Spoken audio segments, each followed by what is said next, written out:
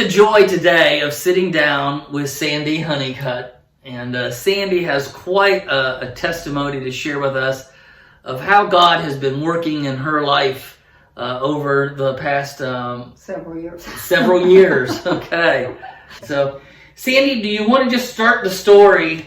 Sure. On that day when I guess you would say your life was pretty well changed. It was changed on August the 25th.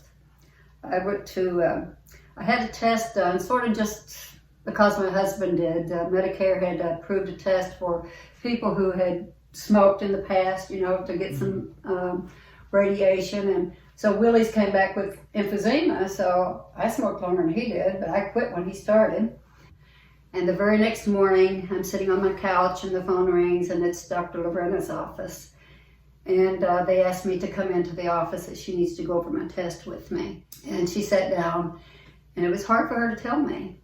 So she opened her computer and she said, "Sandy, you have a couple of small places on your lungs." And then she said, "But the place we're most concerned about is your liver." And so she said, "You have a huge," and it was like 8 or 9 centimeters, one of the tumors and 2 more. And so she started right then doing more tests to make sure the cancer was not in my other, she knew it was cancer, although we hadn't, biopsied it, make sure it wasn't in my other organs. By the end of the month, she had me through all these CT scans. She had me see a surgeon. This surgeon that we talked to, he told me, "Willie, there's no way it's cancer, it's too big." Mm-hmm. He said, "I'm going to order an MRI." So he ordered the MRI. It came back cancer. Mm-hmm. And then he came in there and he told me, he said, "Mrs. Honeycutt," he says, "I thought I was going to be able to do this big elaborate surgery and give you a good life, but all of that's off the table because it is spread into your bones and your lungs and liver." And yeah, it's scary to say the least. But just one, God was it. Willie couldn't help me. My kids couldn't help me. And so I knew that I was in God's hands.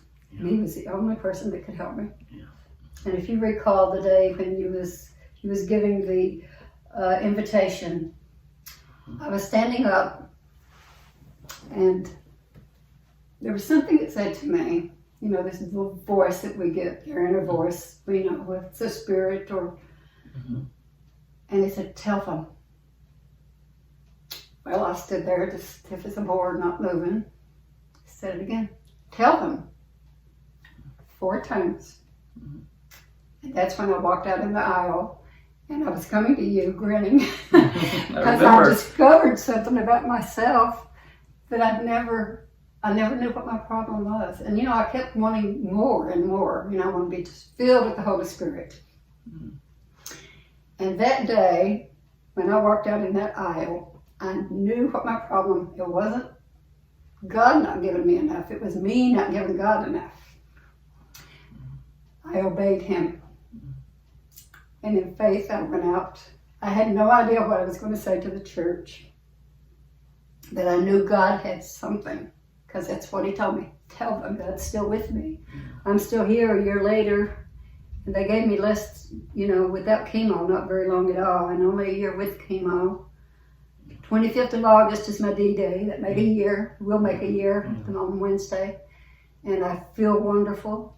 I'm healthy, other than the cancer. I'm getting my strength back. I've gained weight back. All of that is so good. The doctors are in awe. And so I give God the credit for it.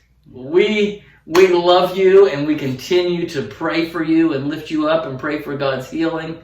And we're thankful for your testimony and your faith, and what an inspiration it is to all of us. And so I hope we can come back and do another one when I get that cured. There you go. I look forward to that. All right. Thank you. Thank you.